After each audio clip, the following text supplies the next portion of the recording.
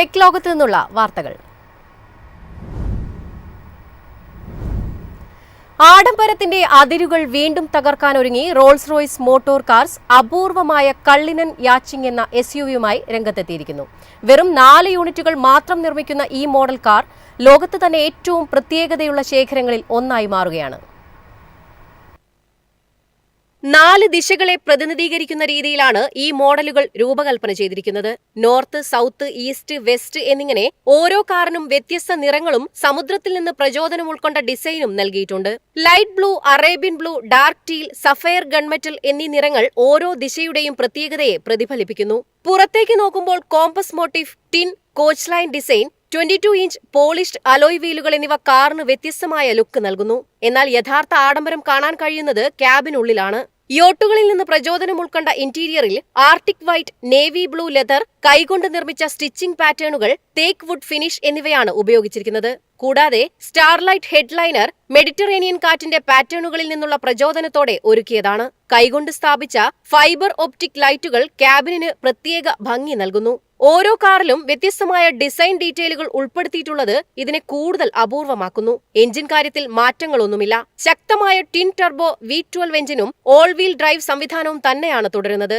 വില സംബന്ധിച്ച ഔദ്യോഗിക വിവരങ്ങൾ പുറത്തു വന്നിട്ടില്ലെങ്കിലും ഇത് ശതകോടീശ്വരന്മാർക്കുള്ള പ്രത്യേക ശേഖര വസ്തുവായിരിക്കുമെന്നത് ഉറപ്പാണ്. News desk MyFin TV. Smart phone ലോകത്ത് പുതിയ അധ്യായം ആരംഭിക്കാൻ ഒരുങ്ങുകയാണ് ആപ്പിൾ. പരമ്പരാഗത ഡിസൈൻ രീതികളിൽ നിന്ന് മാറി പൂർണ്ണമായും പുതുമയുമായി കമ്പനി എത്തുമെന്ന സൂചനകളാണ് പുറത്തുവരുന്നത്. ആപ്പിളിന്റെ ആദ്യ ഫോൾഡബിൾ ഐഫോൺ വലിയ മാറ്റങ്ങൾക്ക് തുടക്കമിടുമെന്നും റിപ്പോർട്ടുകൾ പറയുന്നു.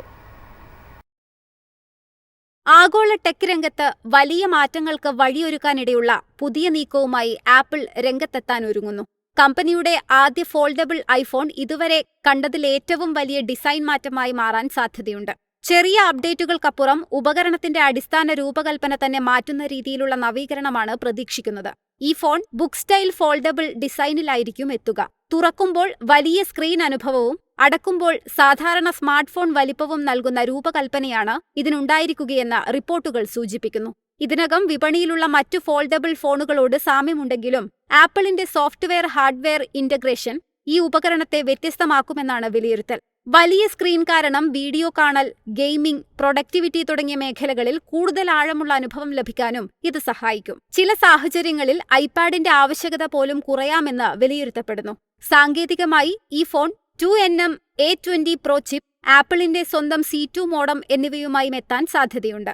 ഡ്യുവൽ റിയർ ക്യാമറകളും ഫ്രണ്ട് ക്യാമറകളും പവർ ബട്ടണിൽ ടച്ച് ID സംവിധാനവും ഉൾപ്പെടുമെന്ന് റിപ്പോർട്ടുകൾ പറയുന്നു. 1,88,000 രൂപ മുതൽ വില ആരംഭിക്കുമെന്നാണ് സൂചന. ഐഫോൺ അൾട്ര എന്ന പേരിൽ ഇത് പുറത്തിറങ്ങാനിടയുണ്ടെന്നും റിപ്പോർട്ടുകൾ പറയുന്നു. News desk MyFin TV. Social media ഫീഡുകൾ പൂർണ്ണമായും ഉപഭോക്താവിന്റെ നിയന്ത്രണത്തിലാക്കുന്ന പുതിയ പരീക്ഷണവുമായി ബ്ലൂ സ്കൈ രംഗത്ത്.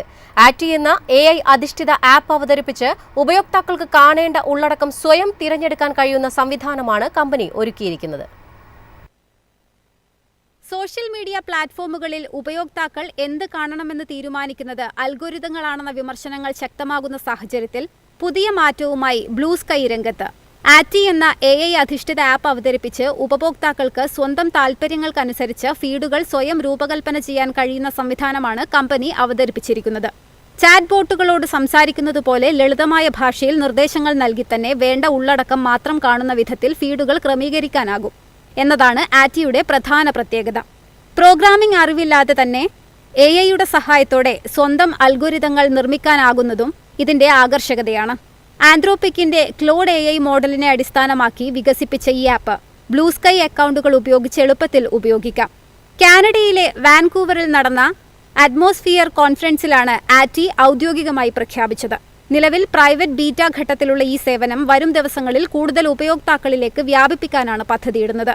ഫേസ്ബുക്ക്, ഇൻസ്റ്റഗ്രാം പോലുള്ള പ്ലാറ്റ്ഫോമുകളിലെ അൽഗോരിതങ്ങൾക്കെതിരെ ആഗോളതലത്തിൽ വിമർശനങ്ങൾ ഉയർന്ന പശ്ചാത്തലത്തിൽ ഉപഭോക്തൃ നിയന്ത്രണം വർദ്ധിപ്പിക്കുന്ന ഈ നീക്കം ശ്രദ്ധേയമാണ്. ഭാവിയിൽ സബ്സ്ക്രിപ്ഷൻ മോഡലിലൂടെ ഈ AI സേവനം വ്യാപാരവൽക്കരിക്കാനും ബ്ലൂ സ്കൈ ആലോചിക്കുന്നു.